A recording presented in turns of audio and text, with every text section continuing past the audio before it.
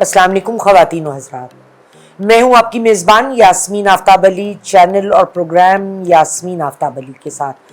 یہ پروگرام آپ پورا دیکھیں گے، اس میں چسکا نہیں ہے، اس میں انسانیت کی باتیں ہیں۔ ہم سب کو تھوڑا تھوڑا انسان بننے کی ضرورت ہے۔ عید آنے والی ہے، زیادہ دن نہیں رہ گئے، مگر کیا ہم نے سمجھنے کی کوشش کی ہے کہ عید کیا ہے؟ کیا عید کا نام یہ ہے کہ ہم اپنی ٹرالی 10 پکوانوں سے بھر دیں؟ کیا عید یہ ہے کہ ہم مہنگے مہنگے برانڈڈ کپڑے پہنیں اور اونچے اونچے لوگوں سے ملنے جائیں؟ پتہ نہیں وہ تعلقات ہمیں استعمال کرنے کے لیے کب ضرورت پڑ جائے، اور اسی قسم کی باتیں۔ عید جو ہم پورے مہینے روزے رکھتے ہیں، میں نہیں رکھ پاتی، میں ڈائبیٹک ہوں، تو میں جو اللہ تعالیٰ کا حکم ہے کہ آپ کسی ایک روزے دار کو روزہ کھلوا دیں تو میں وہ کر دیتی ہوں۔ لیکن جو لوگ روزے رکھتے ہیں، یا میرے جیسے لوگوں کے لیے بھی کہ میں نہیں رکھتی لیکن میں اسپرٹ میں ہوتی ہوں، دعائیں، باہر دینا دلانا، سارے معاملات، انسان کا دل نرم ہوا ہوتا ہے، تو عید جو ہے وہ ایک کلمنیشن ہے ان تمام دنوں کی ایفرٹ کا جو آپ نے اللہ کی راہ میں روزے رکھے۔ لیکن یہی نہیں ہے یار، عید اس بات کا بھی نام ہے کہ آپ ان لوگوں سے شیئر کریں اپنی میز، جو اللہ نے آپ کو دیا، جو اللہ نے آپ کے ساتھ کرا، اچھا کرا، ان کے ساتھ جو ان کے پاس اتنا کرنے کو ہے نہیں، لیس فارچونیٹ، ان کے لیے کریں۔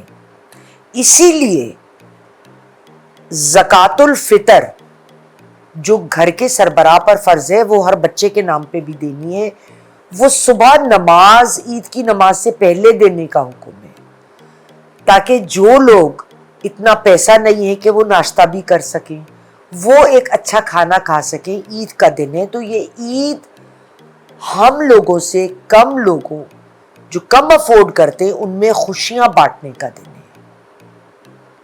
یہ اپنے لاکھوں روپے کے جوڑے دکھانے، بڑی بڑی دعوتیں کرنے، بڑے بڑے ہوٹلوں میں کھانا کھانے کا دن نہیں ہے۔ میں آپ سے کچھ باتیں کرنا چاہتی ہوں، اور یہ میرے دل کی باتیں۔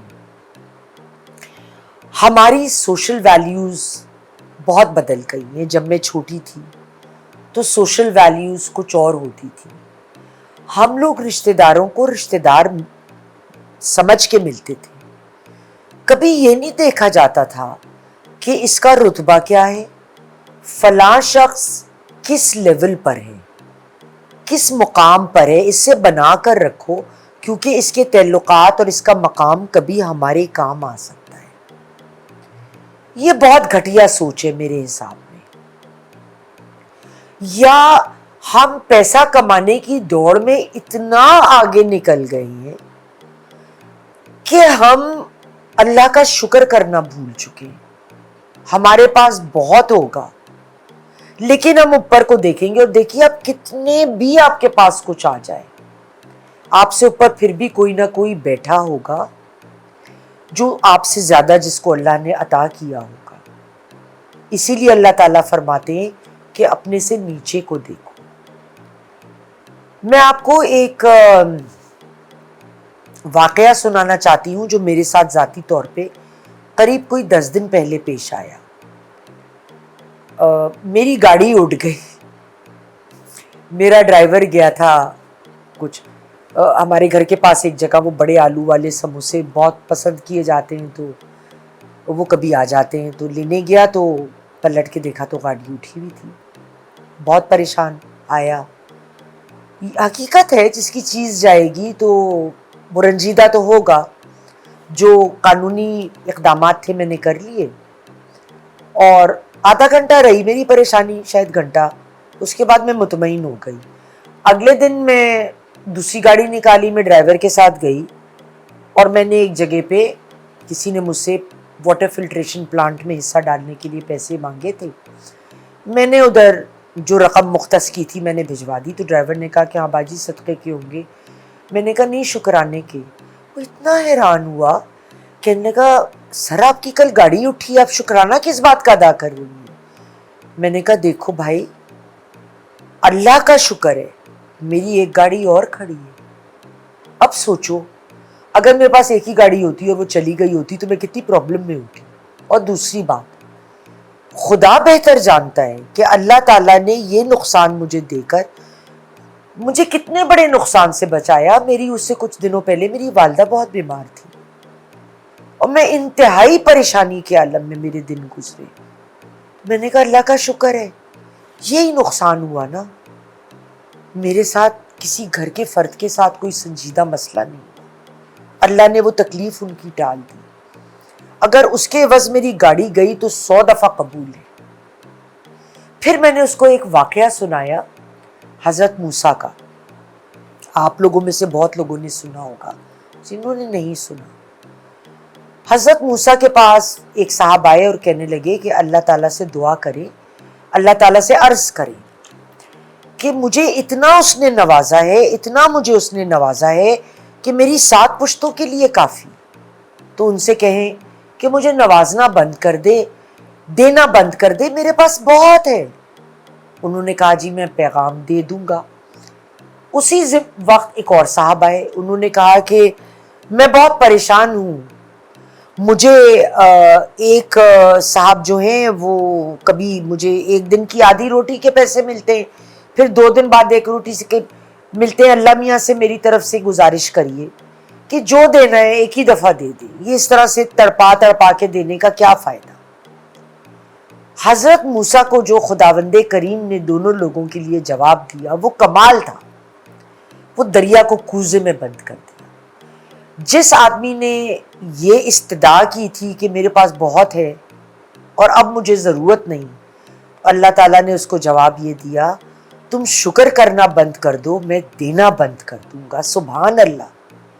تو اس آدمی نے کہا حضرت موسیٰ سے میں شکر کرنا کیسے بند کر دوں جب خدا مجھے دیتا ہے. تو انہوں نے کہا پھر اللہ تمہیں نوازتا رہے گا.